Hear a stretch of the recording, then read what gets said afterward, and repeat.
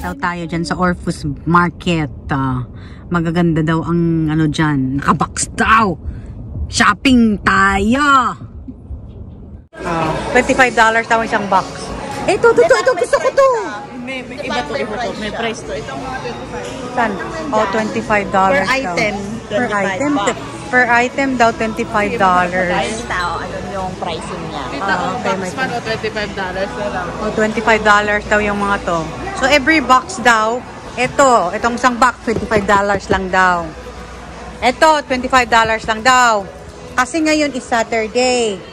So, ang price, ayan nung price doon. Ayan ang pricing. Saturday, 25. Sunday, 14. Monday, 8. Tuesday, 4. Tuesday, ano ba yun? $2 tapos $1 isang Thursday. Pero syempre, walang maiiwan sa Thursday. Diba? Yung ano na lang. Grabe, tambak-tambak oh. Kaya lang mahal kasi $25 is not worth it. Balik na lang ako. Sa Thursday, $1 sa Thursday ang mga to. Kung may maiiwan pa.